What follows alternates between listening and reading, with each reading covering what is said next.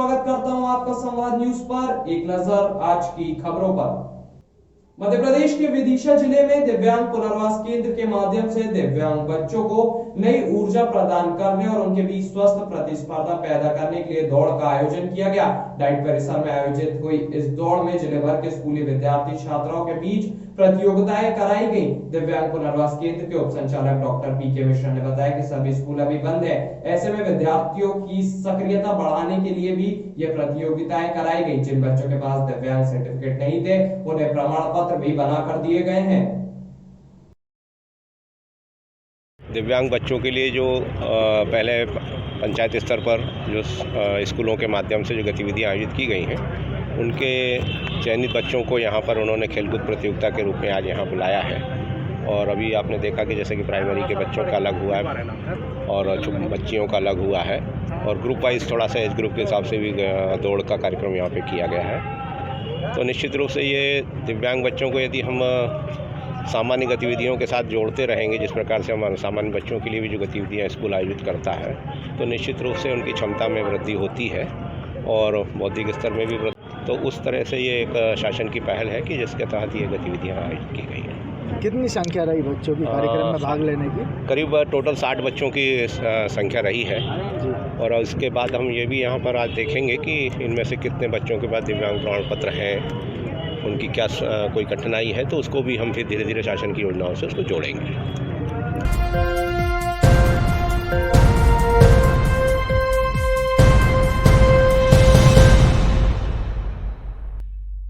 मध्य प्रदेश के देवास जिले के बरोटा थाना अंतर्गत दिन दहाड़े मंडी व्यापारी के घर से हुई चोरी का खुलासा करते हुए मुखबिर की सूचना पर बरोटा पुलिस ने आरोपियों को गिरफ्तार कर लिया है। बरोटा थाना अंतर्गत मंडी व्यापारी ब्रिजेश महाजन के घर में दिन दहाड़े चोरी की वारदात को अंजाम दिया गया था। सूचना मिलते ही बरोटा थाना की टीम ने आरोपियों की छानबीन शुरू कर दी। सीसीटीवी फुटेज के माध्यम से दो संदिग्ध व्यक्ति की शिनाख्त कर उन्हें गिरफ्तार कर मामला दर्ज किया गया है।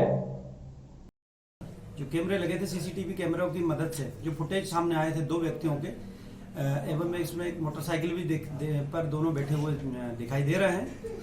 और आगे तकनीकी साक्ष्य और एकत्रित किए तो उससे दो चोर पकड़ में आए, जो एक आरिफ पिता अफजल बेग है, एमजी कॉलोनी देवास का रहने वाला है। पूर्व में भी इस पे 5 अपराध पंजीबद्ध है, मारपीट चोरी सहित। इस तरह दूसरा अपराधी जो कि करनाखेड़ी का मूल निवासी है, कृष्णा कसुमरिया, ये अभी वर्तमान में रूपाली होटल के पीछे निवास कर रहा है किराए के मकान से।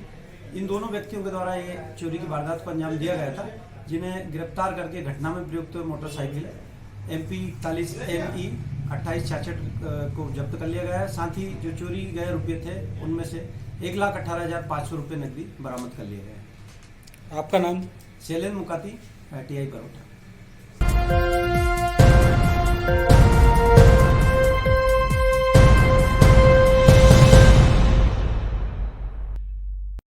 भांडेर पुलिस ने मात्र 7 दिनों में ही सूने घर में हुई चोरी का खुलासा कर दिया है। फरियादी अनंतराम शर्मा ने अपने घर में रखे घरेलू सामान के चोरी हो जाने की रिपोर्ट थाने में की थी, जिसके बाद पुलिस ने रिपोर्ट दर्ज कर मामला विवेचना में लिया। पुलिस अधीक्षक अमन सिंह राठौड़ के निर्देशन में पुलिस की टीम ने मुखबिर की सूचना पर आरोपी आरिफ व आजाद और भूरे खान को गिरफ्तार कर लिया है।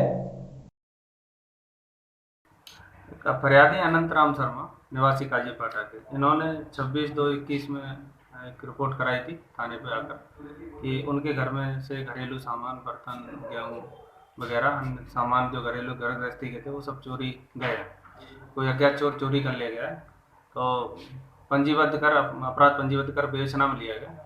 दौरान विवेचना मुखबिर तंत्र को सक्रिय किया गया, तो ये जानकारी लगी कि दो चोर हैं, एक आज़ाद खान और आरिफ खान। इन दोनों को मतलब चोरी के टाइम पर वहाँ पे आसपास देखा गया था। चूँकि ये पूर्व में भी इन्होंने चोरियाँ की हैं, आपराधिक रिकॉर्ड हैं इनके, तो इन पर संदेह गया, तो इनकी पतारसी के प्रयास किए गए।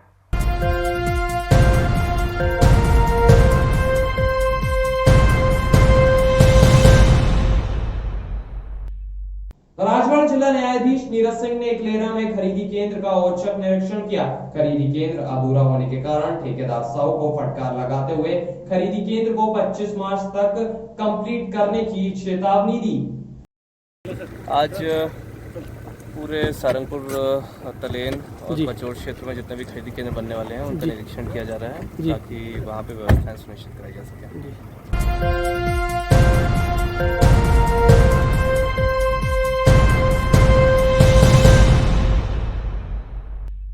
मध्य प्रदेश के विदिशा जिले की मुक्तिधाम सेवा समिति लगातार पिछले 18 सालों से लोगों के जन्मदिन, वैवाहिक वर्षगांठ तथा अपने परिजनों की यादों में पौधारोपण करते आ रहे हैं, जिसके कारण मुक्तिधाम का 11.5 बीघा क्षेत्र वन क्षेत्र की तरह दिखाई देने लगा है। मुक्तिधाम सेवा समिति के सचिव मनोज पांडे ने बताया कि मध्य प्रदेश के मुखिया शिवराज सिंह चौहान के जन्मदिन पर मुक्तिधाम के काग उद्यान में विभिन्न प्रजाति के अनेकों पौधों का रोपण किया गया। मनोज पांडे के मुताबिक मुख्यमंत्री शिवराज सिंह चौहान की भी इच्छा थी कि उनके जन्मदिन पर किसी गुलदस्ते फूलमाला को भेंट करने की जगह एक पौधा अवश्य रोपित किया जाए। पौधारोपण कार्यक्रम में भारतीय जनता पार्टी के जिला महामंत्री अरविंद श्रीवास्तव ने कहा कि मुख्यमंत्री की मंशा अनुरूप पौधारोपण किया जा रहा है। मुक्तिधाम सेवा समिति के तत्वावधान में प्रदेश के यशस्वी मुख्यमंत्री माननीय शिवराज सिंह जी के जन्मदिवस के अवसर पर हम सब ने मिलकर यहाँ पर पौधारोपण किया है और उनके मंगलमय दीर्घायु एवं यशस्वी जीवन की कामना की है। और पर्यावरण के लिए जो एक उन्होंने प्रकृति प्रेमी होने का संदेश दिया है, उस सबसे उत्साहित भी हम लोग हैं और आज ही नहीं, हर वर्ष हम उनके जन्मदिन पर ऐसा ही करेंगे। और मध्य प्रदेश के यशस्वी मुख्यमंत्री शिवराज सिंह चौहान जी के जन्मदिन पर आज मुक्तिधाम परिसर के काग उद्यान में, डॉक्टर कलाम पार्क में तमाम सब जगह विभिन्न प्रजाति के पौधा रोपण किए गए और मन में वही था कि शिवराज जी ने भी कहा था कि गुलदस्ते और फूल मालाओं से बचें। उनके जन्मदिन पर अगर दिल मन में है तो एक पौधा अवश्य रोपित करें। मुक्तिधाम परिवार ने आज बड़ी संख्या में विभिन्न प्रजाति के पौधा को रोपण करके पर्यावरण को स्वच्छता और सफाई और शुद्धता की ओर एक संदेश देने की कोशिश की है। दूसरी ओर यही है कि अपने जन्मदिन हो, पुण्यतिथियाँ हो, परिजनों के वैवाहिक वर्षगांठ पर पौधारोपण अवश्य करना चाहिए।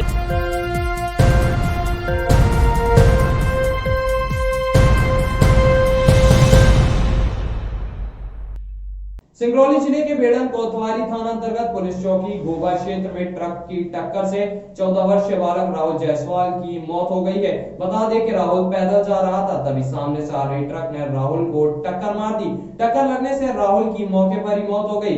इस दर्दनाक घटना के बाद देखते ही देखते सैकड़ों ग्रामीण व मृत बालक के परिजन इकट्ठा हो गए। गुस्साए ग्रामीण व मृत बालक के परिजनों को गुस्से में देख ट्रक चालक अपनी जान बचाकर भाग निकला। घटना के बाद बेड़न कोतवाली प्रभारी अरुण पांडे व गोबा चौकी प्रभारी ने ट्रक को अपने कब्जे में लेकर जांच शुरू कर दी है। सुबह की घटना है। राहुल जायसवाल नाम का एक 14 वर्ष का बच्चा है, वो एक डंपर की चपेट में आ गया और ये उड़ती गांव की घटना है। और घटना के तुरंत बाद जो है पुलिस बल प्रकरण में 304 भाभी का केस रजिस्टर किया गया है और इसमें विवेचना की गई है।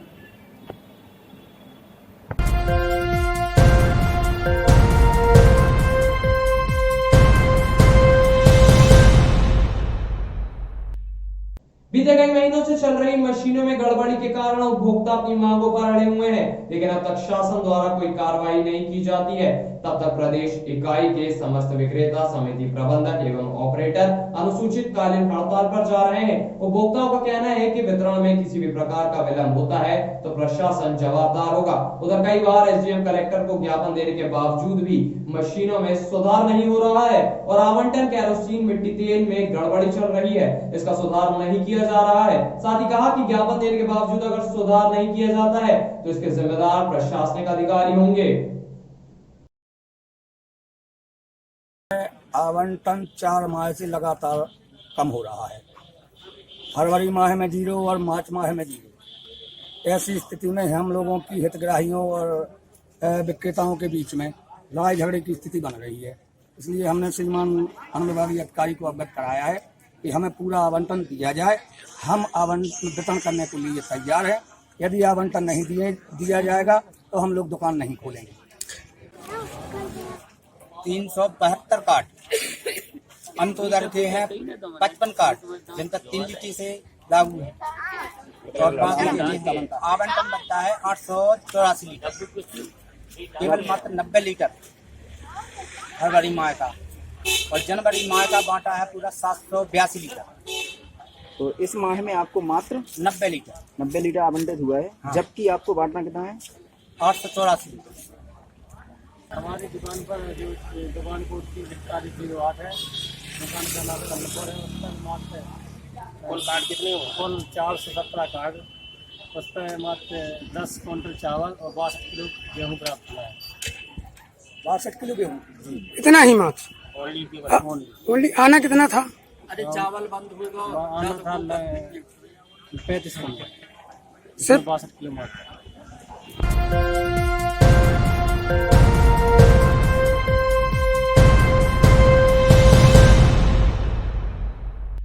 राज्यपाल सुश्री अनुसुईया उइके साइंस कॉलेज मैदान में भारतीय विपणन केंद्र द्वारा आयोजित स्वदेशी मेले के समापन समारोह में पहुंची। इस अवसर पर उन्होंने मुख्य अतिथि के रूप में संबोधित करते हुए कहा कि छत्तीसगढ़ स्वदेशी हमारा गौरव है, यह वह शक्ति है जिससे हमारा देश आत्मनिर्भर बनेगा। कोरोना काल ने हमारे देश की प्राचीन विद्या आयुर्वेद तथा अन्य स्थानीय संसाधनों को अपनाने का उन्होंने कहा कि स्थानीय उत्पादों का उपयोग और खरीदने के साथ साथ उसका गर्व के साथ प्रचार प्रसार करें तथा उन उत्पादों को एक ब्रांड के रूप में स्थापित करें।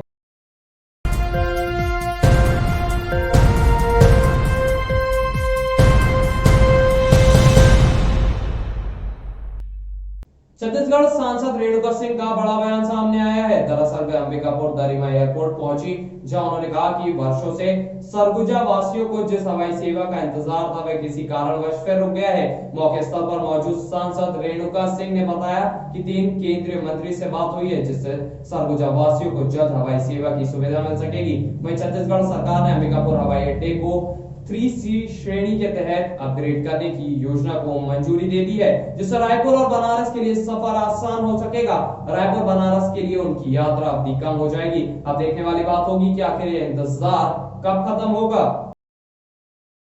कहा है कि आप एक सूत्री इसके संबंध में काम करें, और यहाँ प्रदेश सरकार के जो 3 कैबिनेट मंत्री हैं, कैबिनेट मंत्रियों से भी चर्चा हुई है, और मैंने कहा है कि केंद्र सरकार के मंत्री के रूप में हमारे सरकार से जिस भी प्रकार की मदद की ज़रूरत है, राशि की ज़रूरत है, उसके लिए मैं तैयार करूँ। तो इस प्रकार से हम सब मिलकर सरगुजा से हवाई यात्रा प्रारंभ करने के लिए एक विशेष प्रयास करेंगे, और मुझे विश्वास है कि हम लोग जल्दी सफल। पारा निवासी हाथ में देसी कट्टा लेके घूम रहा है और लोगों को डरा धमका रहा है। इस पर सूचना पर पुलिस उसके घर के पास पहुंची और उसमें कुलदीप साहू से पूछताछ किया, जिसने अपने टीवी शोकेस में रखे देसी कट्टा निकाल के पेश किया, जिसको जब्ती कर 25 आर्म्स एक्ट थाना कोतवाली में दर्ज किया गया है और उसे गिरफ्तार कर न्यायालय में पेश किया गया, जहां से उसे जेल भेज दिया।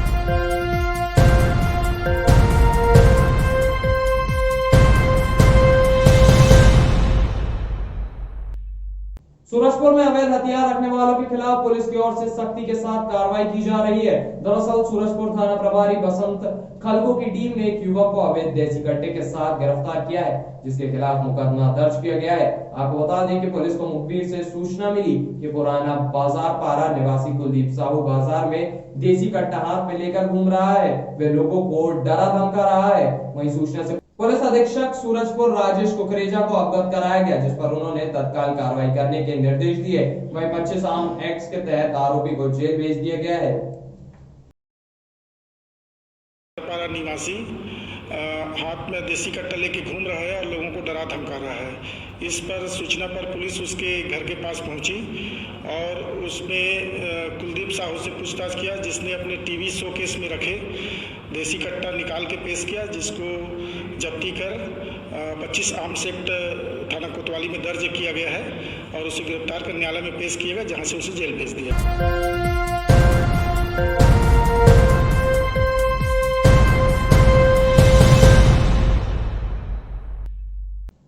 अंबिकापुर नगर निगम के नए आयुक्त प्रभाकर पांडे ने पदभार ग्रहण कर लिया है। उन्होंने पहले ही दिन कामकाज की जानकारी विभिन्न विभागों के अधिकारियों से ली। आपको बता दें, पदभार ग्रहण करने के उपरांत पत्रकारों से चर्चा करते हुए नवनियुक्त निगम आयुक्त प्रभाकर पांडे ने कहा कि अंबिकापुर को स्वच्छता में राष्ट्रीय ख्याति प्राप्त है। इसे बरकरार रखना मेरी पहली प्राथमिकता है और मेरे लिए यह बड़ी चुनौती भी है। इसके साथ ही उन्होंने कहा कि मैं ऐसे समय में आया हूं जब स्वच्छ सर्वेक्षण का काम भी लगभग शुरू हो रहा है।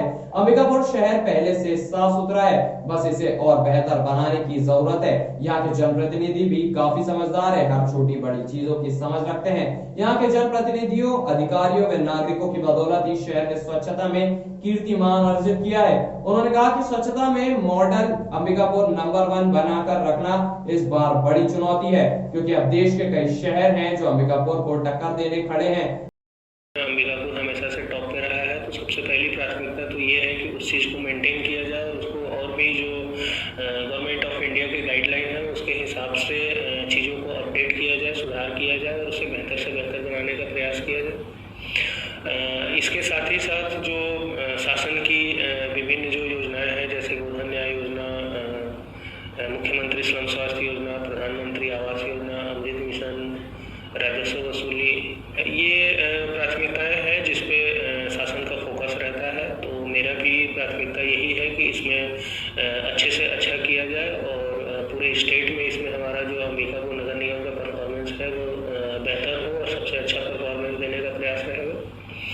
साथ ही अभी चूँकि मैंने ज्वाइन किया है तो शहर को अभी मैं देखूँगा, समझूँगा क्या समस्याएँ हैं और उनको कैसे दूर किया जा सकता है और फिर उस हिसाब से बाकी।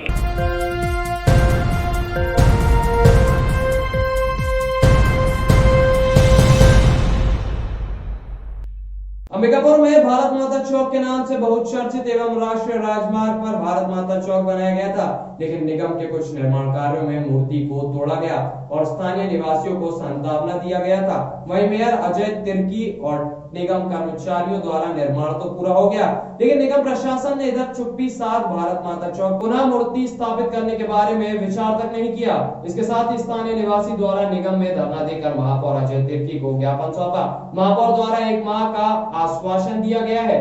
अगर 1 माह उपरांत मूर्ति स्थापित नहीं होती है तो स्थानीय निवासी द्वारा आगे उग्र आंदोलन करने की बात कही है। वहीं दिनेश शुक्ला भाजपा नेता सहित सभी पदाधिकारी गण मौजूद रहे। निगम द्वारा और एडीएम द्वारा उस मूर्ति को रोड बनवाने के नाम पे हटवा दिया गया। उस समय हम लोग वहाँ रात को 10:30 बजे बैठे थे, तो उन्होंने कहा था कि रिंग रोड बनने के उपरांत इसको 1 महीना बाद पूर्ण रूप स्थापित किया जाएगा, लेकिन कई बार उस मांगों को लाया गया, लेकिन निगम उदासीन बना हुआ है, कोई उसमें उनकी प्रतिक्रिया नहीं आ रही। आज अभी हमने महापौर साहब को ज्ञापन दिया है तो इन्होंने 1 महीना का समय दिया है। 1 महीना बाद अगर इनको कोई काम नहीं करेगा तो हम लोग उग्र आंदोलन करेंगे। इसके लाया गया था उसे पुनर्स्थापित किया जाए।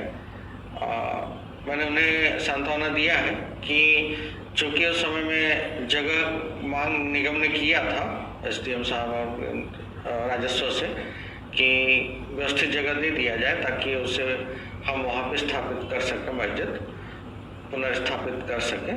तो अभी तक हमें वो जगह दिखाया नहीं गया है और न ही आवंटन दिया गया है।